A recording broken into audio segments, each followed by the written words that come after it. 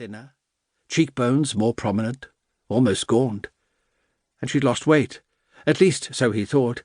It wasn't easy to tell. Tall like her mother, she'd always been slender, long-limbed and slim. Distance. That's what you should be concentrating on. The coach at her athletic club used to say, "The 5,000, maybe even the 10, you've got the build for it. Not this 400 lark." She hadn't listened to him, either. "I thought we'd get something out tonight," Elder said, "instead of eating here, if that's all right." The living room was small, a single easy chair, coffee table, TV, two-seater settee. Katherine held her mug in both hands, dark lines around her eyes. Outside it was all but black, the evening closing steadily in. "That's fine. Just let me crash for an hour first. It's been a long day." "As long as you're sure." "Dad, I said it's fine, okay?" "Fine." Not so many years ago, it would have been accompanied by a rolling of the eyes. The pub was further along the coast, sprawling, low-ceilinged, the car park all but full. Elder found them a table in a side room, hunched up against the wall. "Music night," he explained, nodding in the direction of the doors leading to the lounge bar. "Gets busy. We could go in later, have a listen." "What kind of music?" "Jazz, I think." "You don't even like jazz." Elder shrugged and opened the menu. Hake, corn-fed chicken breasts, goat's cheese tart, scampi, rump of beef.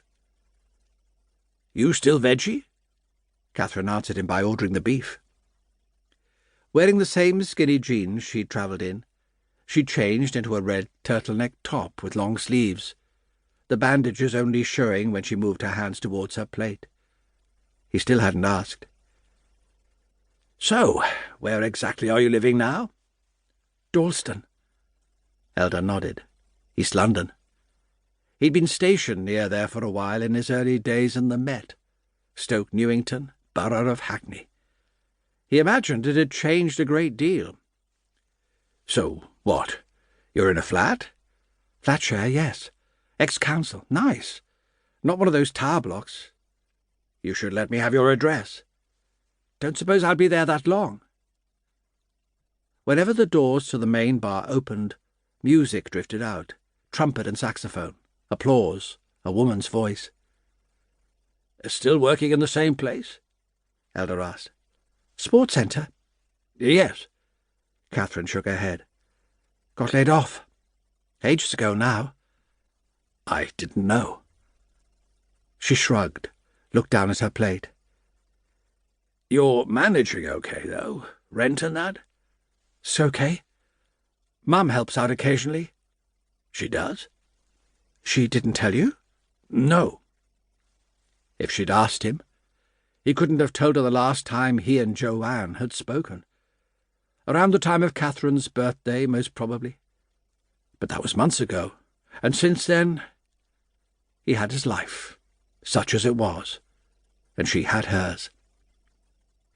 Main courses finished, they were contemplating desserts when a woman on her way through from the lounge bar stopped at their table. A hand on Elder's shoulder, black dress, pumps, serious hair. "Frank, didn't know you were in tonight." Elder turned, half rose, some small embarrassment on his face. "Vicky, hi. This is my daughter, Katherine. Katherine, Vicky. Vicky sings with the band." Katherine squeezed out a smile. "Kate's staying with me for a few days." "That's nice." Vicky took a step away. "You'll pop in?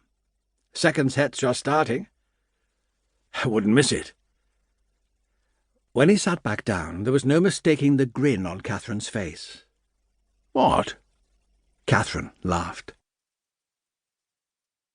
The band were playing Bag's Groove, the trumpeter soloing, eyes tightly closed, while the alto player stood listening intently, bell of his saxophone cupped in both hands, piano, bass and drums.